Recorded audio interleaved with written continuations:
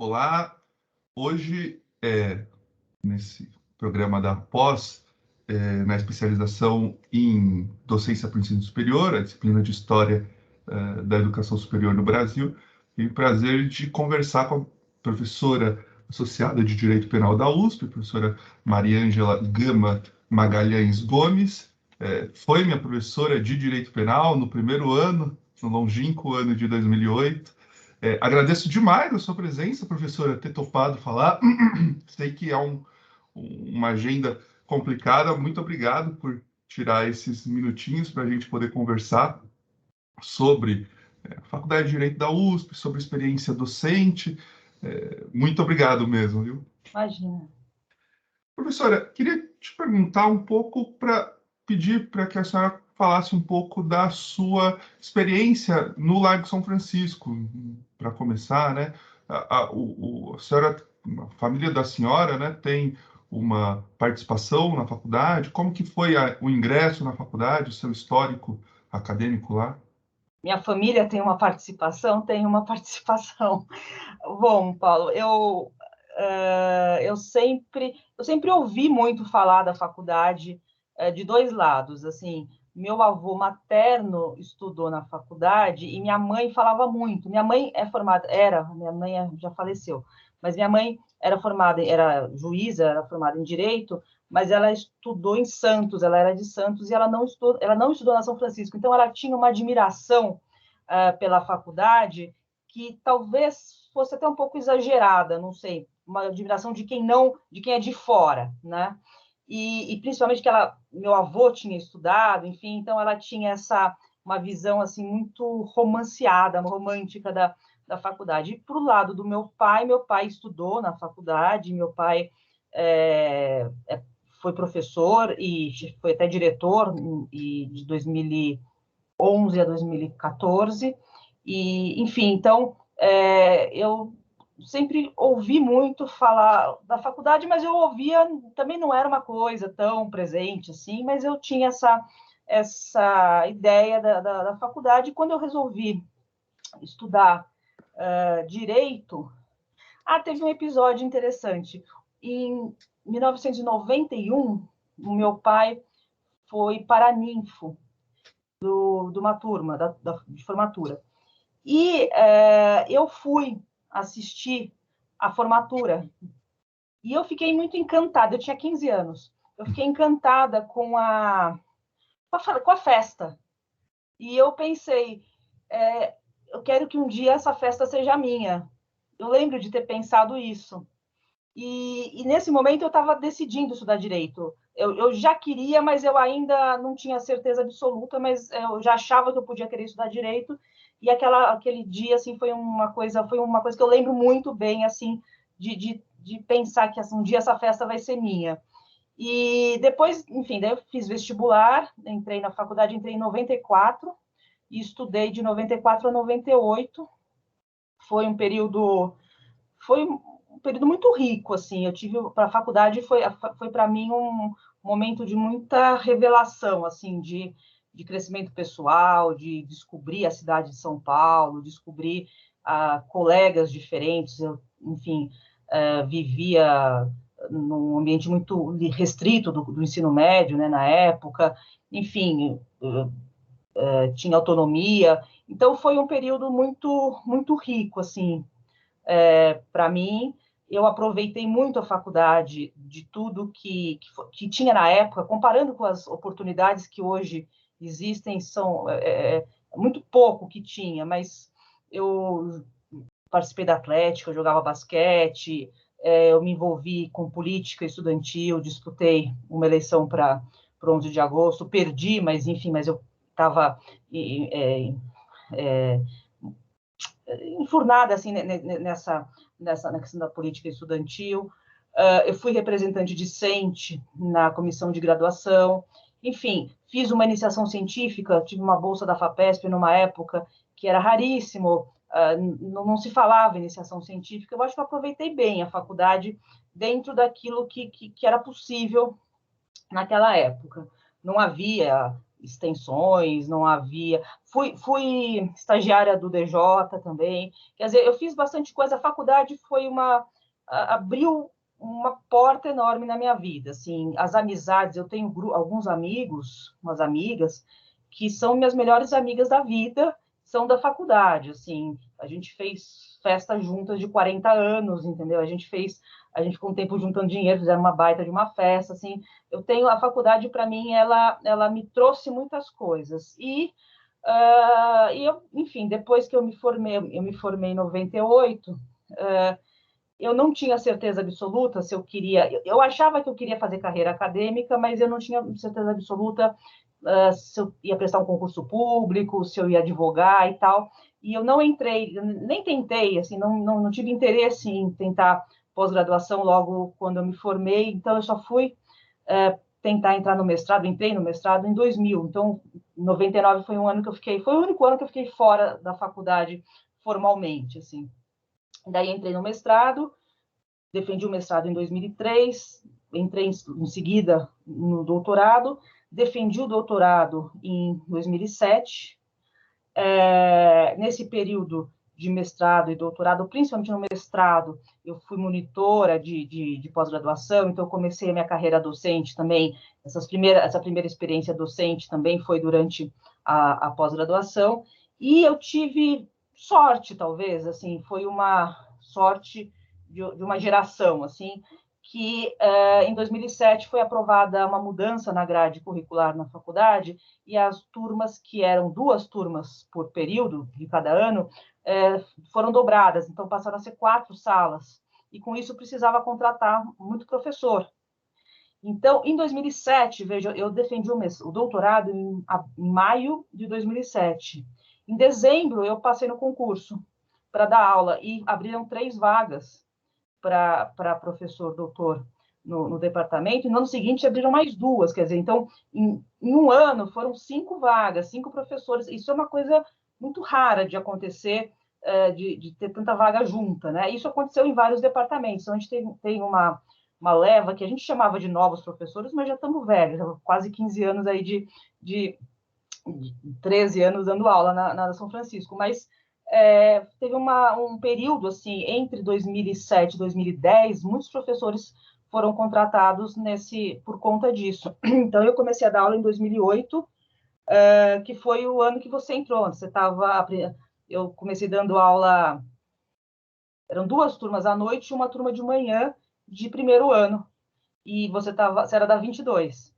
Exatamente. Como minha cabeça tá boa, eu lembro dessas turmas. Era uma turma muito boa, inclusive, a sua sala.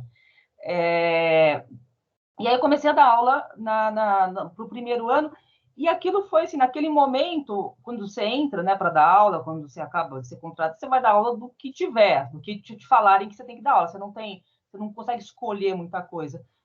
Mas por sorte, coincidência, sei lá, essas coisas, eu acabei... Tinha muita turma de primeiro ano, né, porque eram 8 salas, e que foram distribuídas, eu acho que todas, para os professores novos que estavam entrando, e eu fiquei, assim, até hoje, isso já são 13 anos, que eu dou aula, agora não mais para o primeiro ano, porque a matéria voltou para o segundo ano, mas para a mesma matéria, e que é um assunto que eu gosto muito, que é super importante, que é a parte geral, e eu estou há 13 anos dando aula para as turmas iniciantes, vamos dizer assim, de direito penal. Então, tem, assim, você perguntou, né, essa questão, essa minha relação com a faculdade, é uma relação de muito carinho, assim, a faculdade me trouxe muitas coisas, mas a faculdade também, eu acho que tem que se tomar um cuidado, porque às vezes a gente acaba inflando muito, sim. Eu acho que é uma faculdade muito importante, acho que é um ambiente muito rico, mas é também um lugar, assim, de muita disputa, de muitos egos, de muita vaidade, essas coisas. Eu acho que a gente tem que ter cuidado com isso. E isso eu estou também aprendendo, assim, apesar de tanto tempo, eu estou sempre aprendendo, assim, a dar a importância que cabe, nem menos nem mais também, porque eu acho que isso... Mas eu tenho uma relação de muito afeto, assim, porque me trouxe muitas coisas, me trouxe amigos, me trouxe profissão, me trouxe, me traz, como que se fala? Reconhecimento, prazer intelectual, reconhecimento intelectual, profissional, enfim, então eu tenho assim, uma relação de afeto com a Legal. faculdade. Professora, queria te perguntar o perfil dos alunos e o perfil dos professores. A senhora vê que mudou desde a sua entrada até hoje? Eu acho que mudou, eu acho sim. Durante muito tempo, e eu acho que inclusive na época que eu fui aluna, os professores, em geral, eram profissionais, muitos funcionários públicos, promotor, juiz, advogados, em geral, profissionais que tinham na carreira acadêmica uma segunda profissão. Não necessariamente uma profissão menos importante, mas uma segunda profissão, que andava concomitante com uma outra, e provavelmente nessa outra os profissionais tinham mais dinheiro, o retorno financeiro eu acho que vinha de outras carreiras e não tanto da carreira acadêmica. Tanto é que a Faculdade de Direito, até hoje, ela é uma das unidades da USP que tem menos professores de dedicação exclusiva, porque a grande maioria dos professores tem pelo menos duas. Quando a gente fala uma segunda profissão, eu acho que está meio que subentendido que é uma profissão menos importante, mas eu não estou querendo dar esse status de menos importante, mas são duas, pelo menos tem duas ocupações. E os meus professores, eu acho que todos eles, talvez um ou outro não, mas enfim, todos eles tinham esse perfil e eram professores mais velhos. Quando eu digo mais velho, não necessariamente perto da aposentadoria compulsória, mas professores de 50 anos, assim, 40, 50 anos, e que, enfim, tinha esse perfil. Isso mudou, e eu acho que mudou muito a minha geração, começou a mudar esse perfil. Eu tenho vários colegas que trabalham, têm a carreira acadêmica como a principal, a única profissão, né? Tem dedicação exclusiva, e isso eu acho que muda a própria. Isso não é à toa que a gente olha hoje para a faculdade e tem isso que eu acabei de falar, que na minha época não tinha tanta extensão, tantos grupos, porque eu acho que de fato é impossível os professores não tinham essa disponibilidade. Hoje eu tenho mais professores em quantidade, até por conta dessa contratação de mais professores que acabou acontecendo, acho que tem mais professores mais jovens, e quando eu digo mais jovens, mais jovens e mais professores abertos a experimentar extensões, grupos de estudo, trabalho, pesquisa em rede. Eu acho que isso mudou. Eu acho que hoje a faculdade está mais rica nesse sentido. Com relação aos alunos, tem uma mudança que não dá para. É óbvio, vamos dizer assim, não, inquestionável, que é uma mudança relativamente recente, de 5 anos para cá, que é o sistema de cotas, a questão da inclusão social, não só de alunos negros, como também de cotas sociais, né? Eu acho que isso a gente percebe muito nitidamente na sala de aula, mas eu acho que já vinha uma mudança talvez antes, mas eu não sei se a mudança que vinha antes era nesse sentido. A gente sempre acha, e talvez você ache isso, geralmente a gente sempre acha que as gerações que vêm depois da gente são piores, ou têm mais problemas, ou são mais indisciplinados, ou são mais sei lá. Então, eu acho que isso é uma coisa um pouco. Não sei se isso é verdade, entendeu? Acho que é meio natural a gente ter essa sensação, mas eu tinha uma sensação, por exemplo,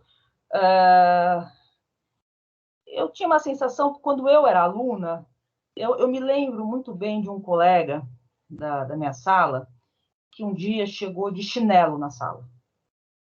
E aquilo foi uma coisa que chamou muito a atenção.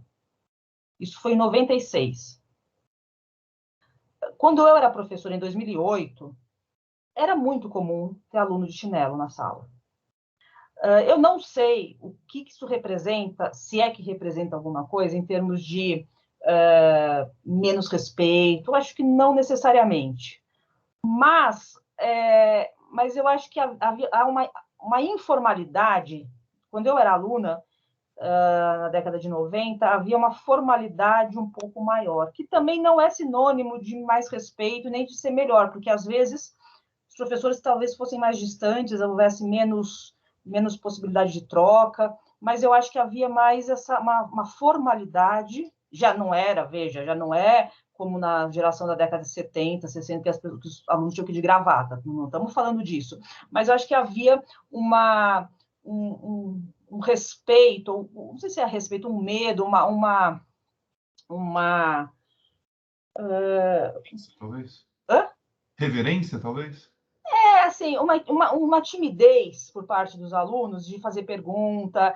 Eu acho que era menos, a gente ouvia o professor e questionava menos. Isso não é necessariamente bom, aliás, não, acho que nem sei se é bom, mas eu acho que hoje os alunos também se sentem mais à vontade. Então, pode ser que também seja uma coisa que tenha a ver com a postura dos professores, mas eu acho que hoje é mais informal a relação. Eu não sinto isso como um desrespeito, eu não me sinto desrespeitada em sala de aula. Eu acho que eu tenho uma relação muito aberta, muito assim franqueada com os alunos, mas eu me sinto muito respeitada. Agora eu não sei, eu ouço algumas coisas dos alunos não irem para a sala, mas eu também não ia. Vários também faltavam quando eu era aluna. Eu não sei se mudou muito. Mudou assim. Evidentemente, essa questão das cotas mudou muito. E eu acho que é alguma coisa, é uma realidade com a qual nós estamos aprendendo a lidar, né? Por exemplo, essa questão das bolsas de permanência, de apoio, são problemas que não havia como regra. Podia haver um caso ou outro isolado, tá? Mas não era uma questão. Hoje em dia, a gente tem isso como uma questão. E é bom que tenha, é bom que esse problema, entre aspas, não seja trazido, mas eu acho que a gente tem que enxergar isso, saber lidar com isso, aprender a lidar com isso e aprender meio rápido também, senão, né? Mas eu acho que tem essa diferença, sim. E quanto a preparar as aulas, organizar as aulas, a gente tem tradicionalmente na São Francisco aquela ideia de aula como um discurso, né? As aulas inaugurais. O professor acha que essa mudança de perfil dos professores trouxe também alguma mudança no paradigma de preparar as aulas, de pensar o curso, ou não se manteve? Paulo, eu acho que com essa rejuvenescida do corpo docente e com essa questão geracional mesmo, assim, de se pensar mais no ensino superior, por exemplo, você estava comentando que está fazendo um curso de ensino superior. A gente não tem isso, a gente dá aula copiando o que os nossos professores faziam, né? A pró-reitoria de graduação, eu não sei se ainda, certamente agora, eu imagino que agora com a pandemia não, mas eu não sei se estava fazendo antes da pandemia, mas em 2009, 2010, eu fiz esse curso em 2009, a pró-reitoria ofereceu um curso de docência no ensino superior, acho que deve ser alguma coisa parecida com o curso que você faz, que era um curso de formação de professor.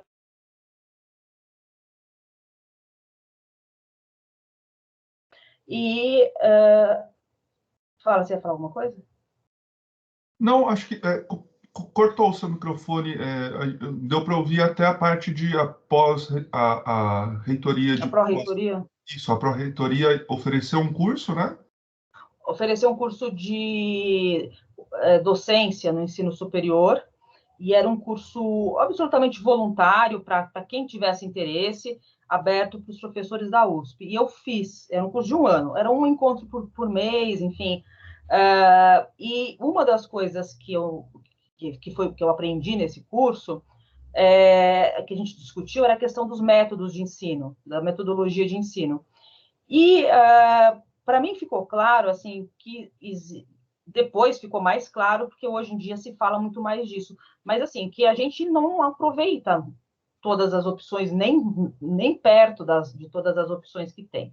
E eu tentei, então, assim, eu acho que esse método, a sua pergunta era o que eu acho desse método, não? Como era a pergunta?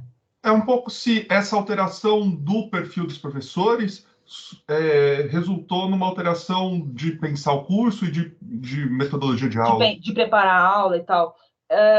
Eu acho que sim, eu acho que há tentativas de se inovar nesse sentido, mas eu acho também que a gente vive uma realidade de universidade pública, ensino de massa, que é uma realidade que também não é fácil inovar muito, porque é muito fácil a gente pensar em dinâmicas de ensino, de discussão de textos, caso prático, quando você tem 15, 20 alunos numa sala de aula, 30 no máximo.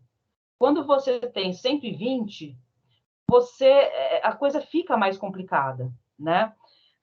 Eu tentei e tento, sempre fiz isso de pensar em formas diferentes. Em vez de eu chegar e dar uma matéria, vamos discutir um texto, resolver um caso prático. Mas aí esbarra num outro problema que também tem a ver com a cultura dos alunos. Que os alunos também querem muito um ensino dinâmico, mas não querem se preparar para um ensino dinâmico. Então, você dá um texto para ler, para depois discutir, os alunos, alguns leem, a maioria não lê.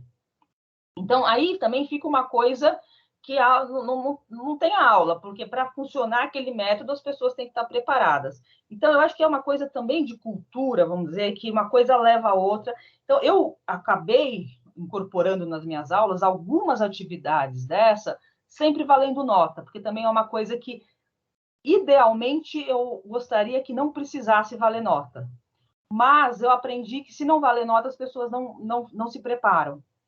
Então, uma nota pequena, uma coisa pouca, mas com isso a gente vai dinamizando um pouco dentro do que é possível para uma turma de 120 alunos, porque voltamos a ter turmas de 120 alunos, que também não, eu não sei até que ponto 60 é tão melhor em termos de custo-benefício. É claro que é melhor, mas na hora que você também libera professores para darem outras matérias, enfim, talvez de 60 para 120 não seja a diferença tão grande como seria de 60 para 30, talvez. Entendeu? Mas, enfim, eu acho que há uma preocupação, há um interesse por novas dinâmicas, mas a gente esbarra com a realidade do nosso curso, que são, em geral, turmas grandes, e essa cultura que, principalmente em turmas grandes, de não necessariamente todos se prepararem, daí, enfim.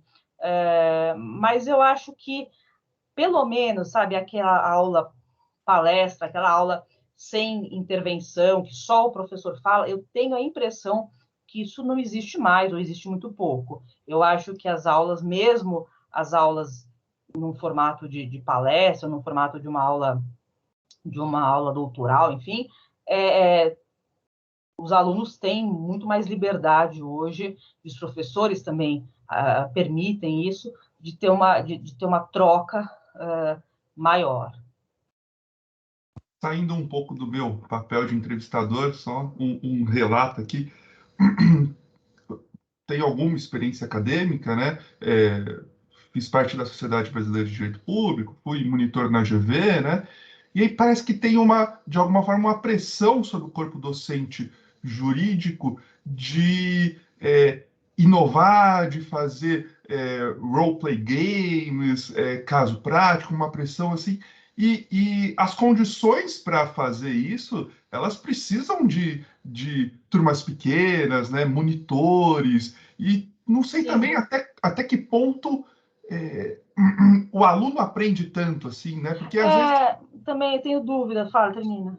Não, porque às vezes parece que esses métodos muito ativos, que dão autonomia, o que é absolutamente importante, acabam de alguma forma, podem acabar concretizando algumas percepções não científicas, ou seja, concretizando o senso comum nele. Eu acho que tem que ter muito cuidado quando você vai usar uma atividade, uma pesquisa, uma apresentação de casos, um debate, uma dinâmica. Eu acho que tem que ter muito cuidado com isso. Uma vez eu estava participando, tem um grupo de extensão coordenado pelo Conrado, que eu não vou lembrar o nome do grupo, é de diversidade, alguma coisa assim, que estava discutindo docência no ensino superior, e me convidaram alguns professores para uma conversa, assim, tinha os alunos que eu acho que faziam parte desse grupo, tal, então estavam falando sobre métodos de ensino, essa conversa que a gente está tendo. E muitos falavam assim, não, porque a aula tem que ser uma aula interessante, os alunos têm que se sentir estimulados, não sei o quê. Lá pelas tantas, e tem que ser uma aula que desperte o aluno, e o aluno tem que... Um monte de coisa, assim, que o aluno tem que se identificar, e tem que... Lá pelas tantas, o Virgílio, que estava também nessa conversa, assim, escuta, não necessariamente toda aula tem que ser super interessante, tem temas que são chatos, tem temas que são densos, tem temas que não dá para fazer caso prático, que é pura teoria, e essas aulas a gente tem que enfrentar, não é uma coisa que tudo a gente tem que fazer ficar gostoso, entendeu?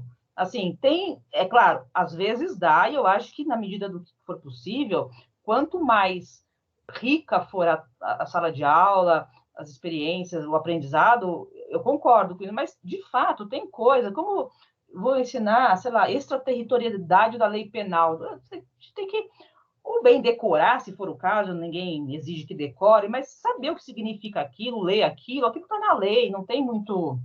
Eu posso dar um caso, dar um exemplo, mas não dá para competência, sabe? Tem regras, tem coisas que são chatas, tem coisas que não, e tem que assumir que nem tudo é super legal, entendeu? Assim, e eu acho que existe talvez uma pressão, uma demanda, uma expectativa de que o professor tem que conseguir fazer tudo ficar super legal, né? Agora tem um termo que outro dia eu descobri, eu não sabia nem que existia, que é gamificação. Você já ouviu falar disso?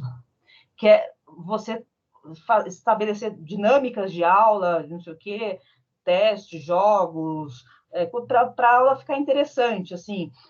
Eu só consigo imaginar uma coisa de videogame, assim, sei lá, uma gamificação, eu penso, ótimo, se tiver isso, se a gente, se houver como fazer isso de um jeito legal, mas imagina trazer isso para o direito, dos professores fazendo, sei lá.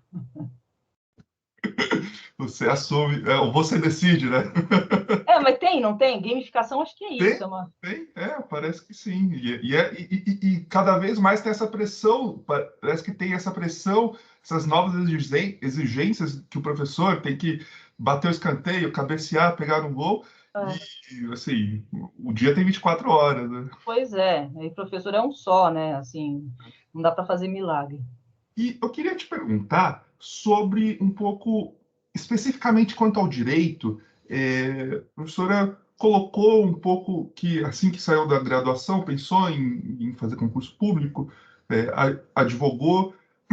Essa díade entre a atuação prática e a atuação acadêmica, eu tenho algumas dúvidas, assim, é possível ser professor de processo penal? Eu sei que na faculdade de Direito é separado, né? Mas ser professor de Direito Penal sem ser um advogado, sem atuar na advocacia, e do outro lado, se é possível ser um professor dedicado, sendo o magistério uma segunda atividade, nesse sentido financeiro mesmo, né? Que a principal fonte de renda não é a docência. Essas... Paulo, eu acho que dá. Eu acho que isso é. Eu acho que principalmente. Bom, vamos lá. A questão de ter duas carreiras, sendo uma delas a carreira acadêmica, né? Ser professor. E ser um professor dedicado e, ao mesmo tempo... Eu acho que aqui o que esbarra é a questão do tempo. Eu acho que é a questão de como a pessoa vai conseguir se desdobrar para tá num escritório, tá na vara, na promotoria, enfim, ter que resolver, geralmente tem muito trabalho, né, assim, e também tá na sala de aula, ter tempo para orientar, é uma coisa que não se fala muito, mas, assim, as orientações tomam tempo, você lê, relê, conversa e pensa sobre o projeto e fica quebrando a cabeça para ver como que orienta aquilo, para que lado que vai. Isso toma um tempo e é um tempo que não se vê, é um tempo que não... que, assim, parece invisível, mas é muito tempo. Você tem a questão de grupos de pesquisa, você tem as extensões, tudo isso. Eu acho que essa compatibilização, em tese, ela é possível, mas esbarra numa questão prática de tempo. Mas havendo essa, o professor conseguindo se organizar, enfim, eu acho que nesse ponto eu não vejo uma incompatibilidade na função mesmo. A outra pergunta sua, como dar uma aula, sei lá, de penal sem ter experiência prática do dia a dia do processo penal? Aí eu acho que pode haver um questionamento sobre é possível ser um bom professor sem ter essa vivência. Eu acho que hoje em dia está se mostrando, a gente está vendo até por essa geração de professores de dedicação exclusiva, por conta também dessas instituições como, por exemplo, a GV, que contrata muitos professores de dedicação exclusiva e que tem curso de dedicação exclusiva, tudo isso, exclusiva que eu digo é integral, né? Enfim, eu acho que é possível, mas o professor precisa estar muito atualizado das questões da jurisprudência, da questão prática. Eu acho que faz parte do trabalho do professor estar muito atualizado. Parece óbvio, mas eu acho que no caso de um professor que não está no dia a dia da prática, eu acho que exige-se mais que esse professor esteja muito atualizado, que esteja atento para os problemas, para as questões práticas que eventualmente surjam. Agora, é claro, se o professor ele é um professor que não advoga, que não tem um trabalho no foro, por exemplo, é possível que ele passe para os alunos menos da experiência prática do que um professor que é advogado, que é juiz, etc. É possível que isso aconteça, mas aí você perde de um lado, ganha de outro, e é importante, por isso é importante você ter um corpo docente, eu acho que diversificado, diverso, é importante você assumir que você tem professores, por exemplo, de dedicação exclusiva, então é importante, até por isso é importante o aluno fazer um estágio, até por isso é importante fazer uma extensão, ter uma atividade, ter contato com outras pessoas, mas você não dá para ter tudo, né? E eu vejo hoje a carreira acadêmica com uma valorização, eu acho que é uma coisa meio paradoxal, porque eu vejo uma valorização no sentido de que hoje em dia se fala com muita... Não é um problema você falar para os seus pais, quando você se forma, eu quero ser professor, eu quero fazer carreira acadêmica. Quando eu me formei, era um problema. Assim, quase ninguém falava, eu quero ser professor, mas professor e mais o quê? Né? Ser professor é uma segunda profissão. Você só vai dar aula? Você não trabalha, você trabalha, você trabalha ou só dá aula, né? Enfim. Hoje em dia, eu acho que, então, nesse sentido, eu acho que tem uma valorização. Eu acho que se valoriza, mesmo na questão dos processos, a questão dos pareceres que os professores, que os acadêmicos dão, enfim, eu acho que isso tem tido uma valorização. Ao mesmo tempo, é paradoxal, porque ao mesmo tempo que isso é uma elite, né? Porque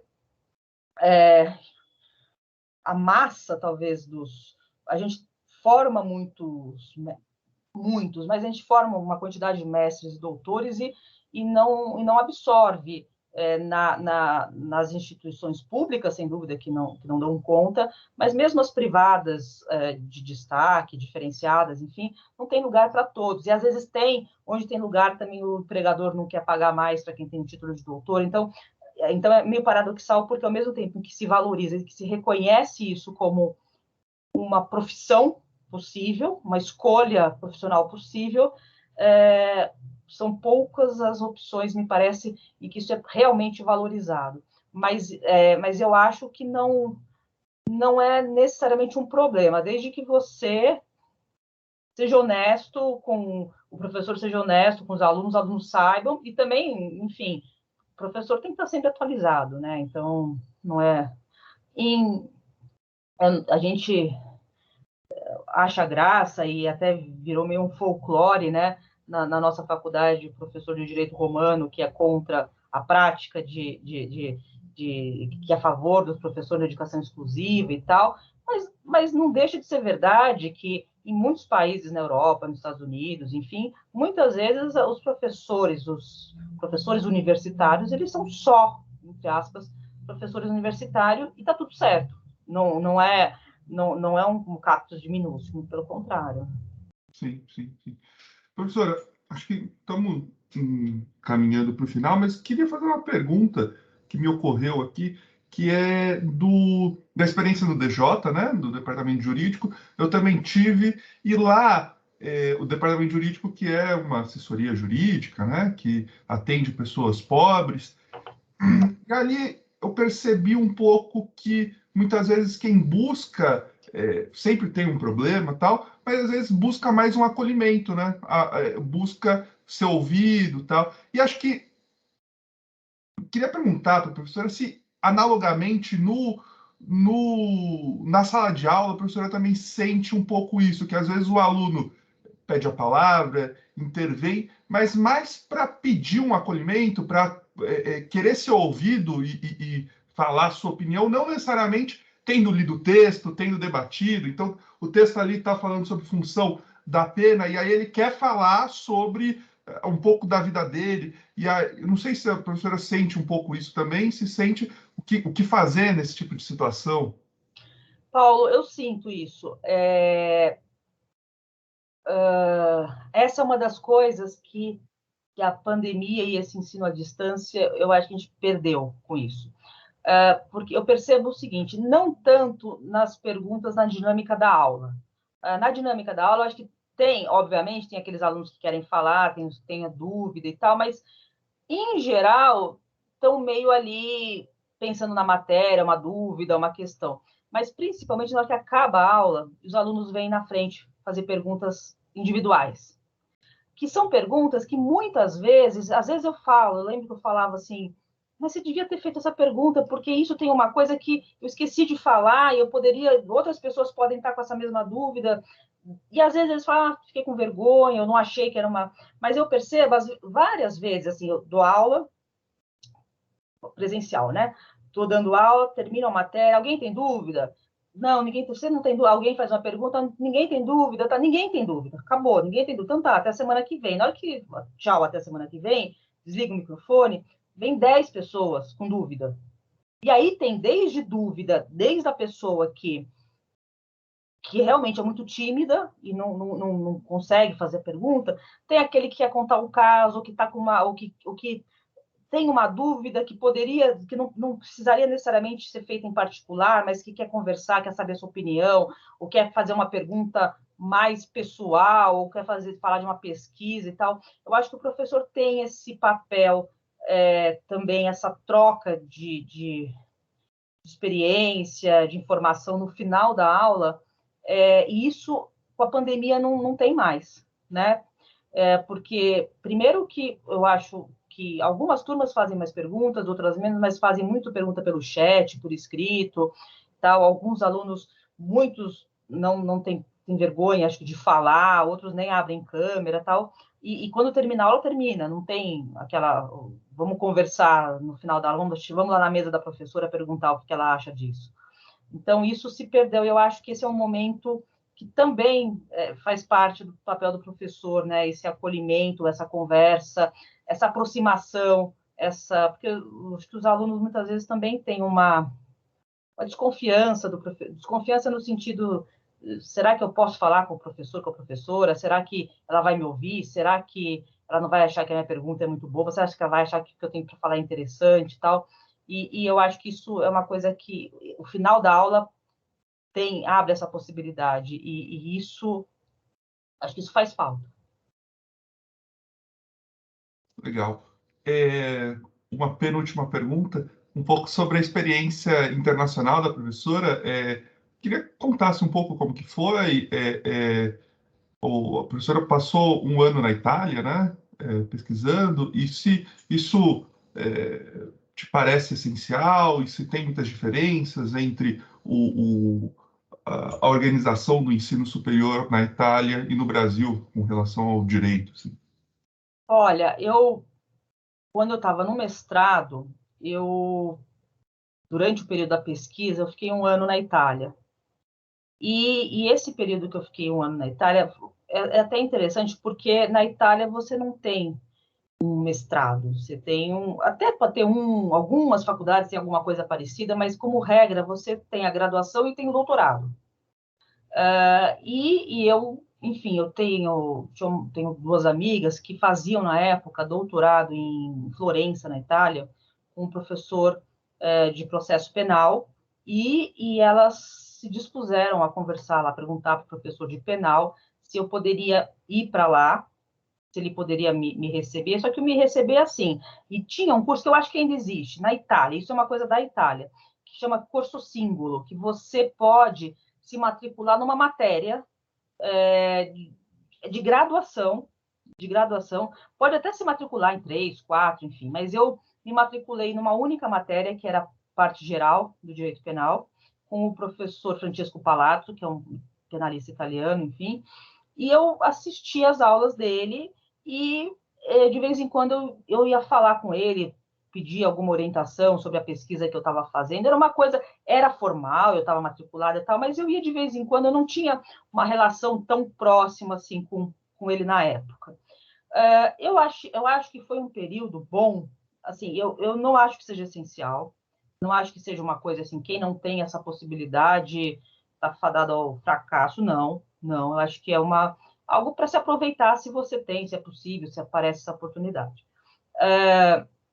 Foi um período, basicamente, em que eu tive muito tempo para pesquisa, e eu acho que isso é o diferencial de você estudar fora. Claro, quando você estuda fora, você, dependendo de onde você estuda, você tem acesso a um professor, a uma aula, a um grupo de pesquisa, alguma coisa que pode ser muito interessante, mas basicamente você sai da sua rotina, você sai do seu eixo de preocupações domésticas e vai viver uma vida focada nos estudos. Assim, a coisa fica em torno dos estudos. Então, isso permite que a sua preocupação seja basicamente só o estudo. E aquilo foi um período que, para mim, foi muito rico. Assim, eu fiz uma dissertação de mestrado que foi muito bem recebida, enfim, foi muito elogiada e tal. E aquilo me abriu portas, assim, o material, a experiência. E aí, o que aconteceu? Eu acabei indo outras vezes para a Itália, o mesmo professor me recebeu, aí vezes mais curtas. Quando estava no doutorado, eu passei, acho que 2 semanas na biblioteca, o professor autorizou que eu frequentasse a biblioteca. Recentemente, agora, eu fui 2 vezes, em 2018, eu passei, acho que 2 semanas também em Florença, na biblioteca. Em 2019, eu fui num congresso em Roma, daí na volta, daí eu acabei ficando 1 semana em Florença, com esses mesmos professores. Eu acabei, por exemplo, fazendo amizade com um professor que, na época, ele era doutorando e hoje ele é titular de Direito Penal, e, enfim, então, acaba meio que abrindo essas portas, sabe? Eu acho que é uma experiência rica, uma experiência importante, e acho que é interessante a gente ver como funciona também o ensino superior em outros países, que às vezes a gente tem uma ilusão de que na Europa, nos Estados Unidos, é muito melhor. É diferente. Assim, por exemplo, uma coisa que me chamou muito a atenção, só para dar um exemplo, era que nas aulas, sala cheia, que nem a nossa, sala cheia, um em cima do outro, um do lado do outro, encostado no outro, assim, o professor dava aula, ninguém interrompia, ninguém fazia pergunta, ninguém fazia nada. O professor falava, quando ele começava a falar, era assim, iria direto até o final da aula, fazia um intervalo, ninguém fazia pergunta. De vez em quando, uma pergunta no final da aula, mas muito de vez em quando. Isso é bom, é ruim? Eu achava que, assim, nossa, que aula não dialogada, sabe? Assim, pode ser um sinal de respeito, pode ser um sinal de reverência, não sei. Mas era uma coisa diferente. E aí, por exemplo, o sistema de provas, era prova oral, caía o livro inteiro, um livro de, sei lá, de 500 páginas, caía tudo, independentemente de ter sido dado em aula ou não. A aula era facultativa, presença facultativa. Então, é diferente o sistema. Então, você acaba, enfim, tendo essa... eu acho que é uma experiência interessante, mas depende muito da forma como você aproveita, assim. Mas eu acho que é interessante da gente conhecer, de manter essas relações, enfim. Legal. Muito obrigado, professora. A última agora, tem alguma dica para quem está iniciando a carreira docente agora? Uma dica, olha, até eu acho que pela minha experiência de ter passado por universidades privadas e depois universidade pública, ter sido em alguns momentos não valorizada, em outros momentos valorizada, assim, acho que sei lá, confiar, assim, focar, sabe, no melhor que pode fazer, se preparar, estar sempre preparado da matéria. Eu acho que, assim, é uma coisa que eu sempre procuro fazer. A gente não sabe tudo, sempre tem alguma pergunta que a gente não sabe, mas, assim, eu procuro sempre estudar ao máximo, pensar no máximo nas possibilidades de desdobramentos, de dúvidas, para que, quando o aluno fizer pergunta, você ter uma resposta para dar. Até porque, para quando você não tiver, o aluno se sinta seguro de que você vai procurar e de que aquilo, que não é porque você não sabe, porque você é mau professor, é porque você não sabe tudo, mas assim, ter o domínio da matéria, ter... Eu queria dizer alguma coisa, deixa eu pensar, eu queria dar uma dica assim, mais de sala de aula, assim, eu acho que é muito rica essa troca, assim, eu acho que assim, ter confiar que aquilo que está sendo, que você está, como que se fala? Que você está ajudando, não é ajudando, que você está transmitindo para alguém alguma coisa e que vem uma coisa e que vem um ensinamento em troca, que aquilo é uma troca, sabe? Eu acho que isso você está aberto para essa troca, eu acho que é fundamental, assim, ter uma leveza e uma abertura para falar o que tem que falar, mas também para ouvir e para ter um diálogo de verdade. Assim, eu acho que quando a gente tem essa abertura, a aula flui, sabe? Flui para todo mundo, flui para o professor também. Não são poucas as vezes que eu saio de uma sala de aula querendo estudar alguma coisa, mas não não no sentido ai, que droga que eu não sei isso. Nossa, que interessante isso que eu nunca pensei sobre isso. Isso é super, super comum? Não é toda hora, mas assim, acontece com frequência, às vezes uma pergunta, às vezes um debate, às vezes uma opinião, alguma coisa.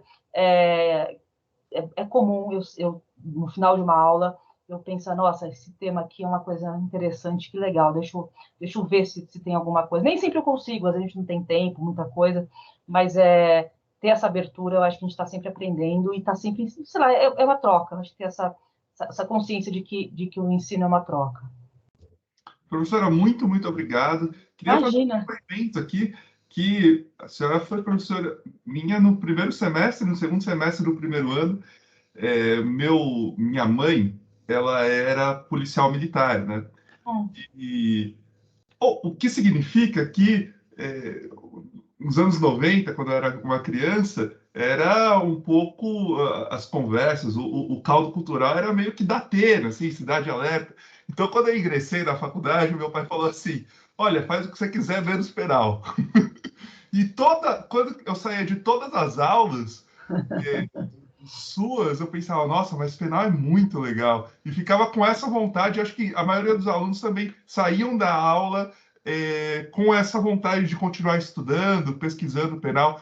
Eu que sou um pouco menos, tenho menos força de vontade, acho que suprimir bem essa vontade de estudar. Eu acho que penal é tem uma pequena armadilha, que eu acho que penal é muito interessante, mas e acaba fisgando muita gente, assim, e não necessariamente todo mundo que acha interessante tem jeito, ou vai gostar de trabalhar com aquilo.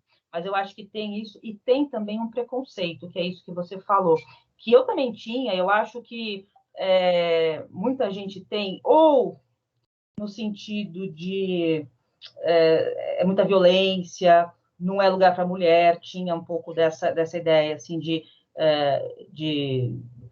muita violência, muita corrupção, você vai lidar com pessoas muito violentas.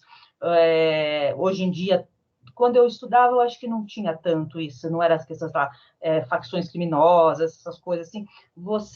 Existe esse preconceito, que na verdade é um preconceito, mas também não é uma coisa não é uma coisa assim do imaginário, uma coisa da fantasia. Tem um pé na realidade, existem situações que são muito difíceis de serem enfrentadas, mas eu acho que isso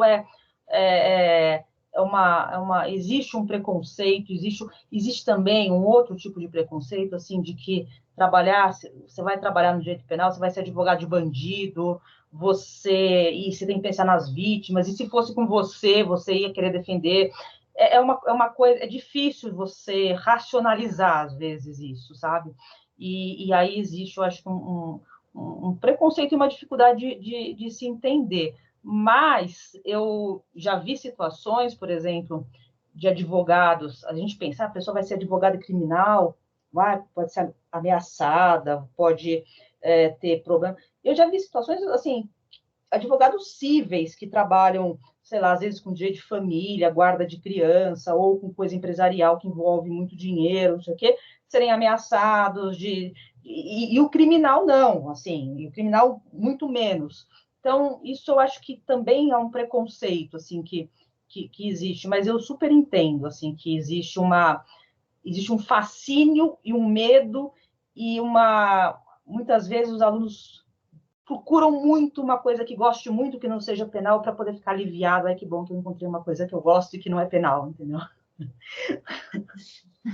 Bom, professora, peço desculpas, mas e agradeço muito Imagina, Paula, eu que te agradeço, de verdade, eu fiquei super feliz, assim, primeiro você ter me convidado para fazer essa conversa, e agora com essas perguntas que você me fez, assim, eu, de fato, fico muito lisonjeada, assim, de você ter me chamado para conversar sobre isso, assim, mais uma vez te peço desculpas pela questão do horário hoje de manhã, que foi realmente um imprevisto, assim, mas dá tudo certo. Você vê, estou super à disposição. Se você quiser conversar mais, a gente... Obrigado.